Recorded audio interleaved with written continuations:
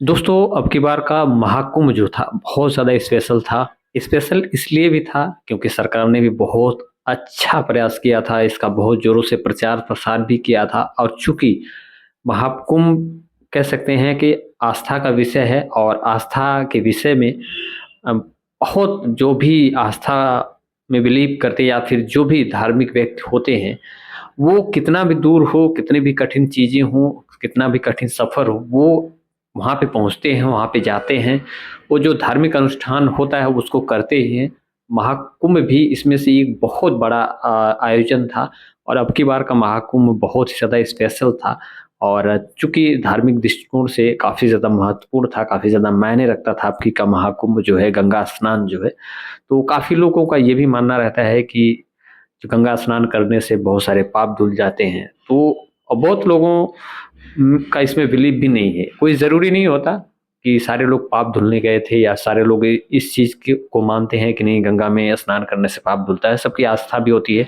नहाना अपना एक कह सकते हैं धार्मिक कर्तव्य भी समझते हैं बहुत सारे लोग और इसी इसी सिलसिले में काफ़ी ज़्यादा लोग लाखों नहीं करोड़ों की संख्या में श्रद्धालु जो है कि डुबकी लगा रहे हैं। यहाँ तक कि मुख्यमंत्री योगी आदित्यनाथ या फिर तमाम बड़े-बड़े पॉलिटिशियन ने भी डुबकी लगाई या गंगा स्नान किया।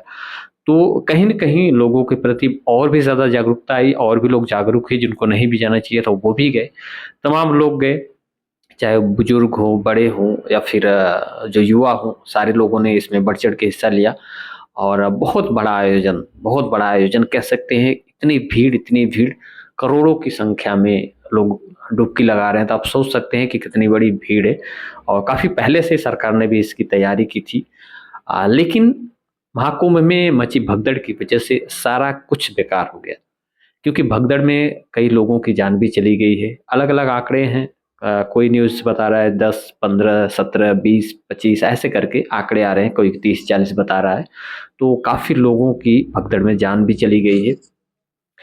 लेकिन इस महाकुंभ का जिस तरीके से आयोजन हुआ था, जिस तरीके से प्रचार-प्रसार हुआ था मुझे नहीं लगता कि सरकार की तरफ से कोई कमी थी या कोई चूक छोड़ना चाहती थी सरकार। कहीं न कहीं इस महाकुंभ को एक तरह से कह सकते हैं कि इसका जो है कि हालाँकि था तो धार्मिक आयोजन लेकिन कह सकते हैं आप सरकार जो अ, बैठी है पक्ष में कह सकते हैं सत्ता में, तो उसका कहीं न कहीं ये उद्देश्य भी रहता है या उद्देश्य भी रहा होगा कि हमारी व्यवस्था है तो हम महाकुंभ को ऐसा महाकुंभ बनाएँ कि जैसा पहले कभी नहीं हुआ हो। लेकिन अचानक महाकुंभ में हुई भगदड़ की वजह से काफ़ी लोगों की जान चली गई, अफ़रा-तफ़री मच गई और जो है कि उन लोगों के लिए जिन लोगों के सदस्यों की या परिवार के लोगों की जान गई है, जिन लोगों ने अपने लोगों को खोया है, उनके लिए तो ये महाकुंभ मुझे नहीं लगता कि कहीं से सही होगा उनके लिए तो मुझे लगता है कि बहुत निराशा ही हाथ लगी होगी। हालाँकि महाकुंभ में सारे लोग जब भी जा रहे हैं, लोग गए हैं बहुत उम्मीद से, बहुत आस्था के साथ जा रहे हैं और लोग डुबकी लगा के आ भी रहे हैं। लेकिन अक्सर देखा जाता है कि जब बहुत बड़ा आयोजन होता है या फिर जहाँ पे बहुत बड़ी पब्लिक इकट्ठा होती है चाहे वो धार्मिक हो या फिर पॉलिटिकल जो है कि आयोजन हो, उसमें अगर भगदड़ होती है तो उसमें कई लोगों की जानें भी चली जाती है और बहुत ज़्यादा आशंका भी रहती है ऐसे धार्मिक या फिर पॉलिटिकल आयोजन में लोगों की जान जाने की और भगदड़ हुई होती है तो भीड़ जो है कि नीचे जो गिरे व्यक्ति को कुचलते हुए चली जाती है, वो ये नहीं देखती है कि उसको भी उठाना चाहिए, वो इंसान है, हम जिसको कुचल रहे हैं, वो उसकी जान चली जा सकती है। तो भगदड़ में ये सब नहीं देखी जाती, जिसके चलते जो है काफ़ी लोगों की जान चली गई है।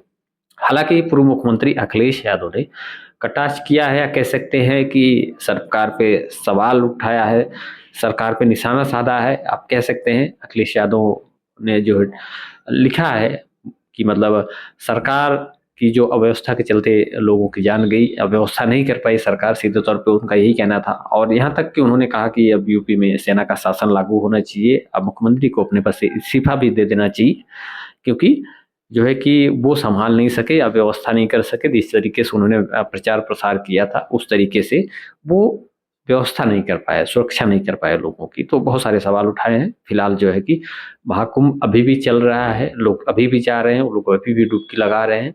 लेकिन ये जो हादसा हुआ है, ये काफ़ी दुखद है और मैं उम्मीद करता हूँ ख़ासकर कि सरकार जो है कि जितने लोग हताहत हुए हैं, उनके फैमिली को आर्थिक या जिस तरीके का भी सपोर्ट हो, करे।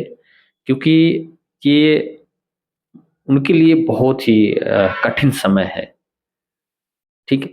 और दूसरी बात ये है कि बहुत सारे लोगों का ये भी मानना रहता है कि महाकुंभ में या फिर बहुत बड़े आयोजन में जाने की क्या ज़रूरत है, घर पे ही जो है कि मन चंगा कठौती में गंगा वाली कहावत है। तो मैं ये भी सही है, इसको भी सही मानता हूँ। लेकिन होता है, जहाँ आस्था का विषय होता है, लोगों की आस्था होती है भगवान के प्रति या फिर अपने धर्म के प्रति, उसमें लोग दूर-दूर तक चले जाते हैं और किसी को ये नहीं पता होता कि कोई हादसा हो जाएगा। फिलहाल इस हादसे के बारे में आप क्या कहना चाहते हैं? आपको क्या लगता है किस वजह से हादसा हुआ होगा? और ऐसे महाकुंभ के आयोजन में जाना चाहिए या नहीं जाना चाहिए? कमेंट सेक्शन में अपनी राय ज़रूर दीजिएगा और इस वीडियो में इतना ही, मिलते हैं नेक्स्ट वीडियो में। जय हिंद।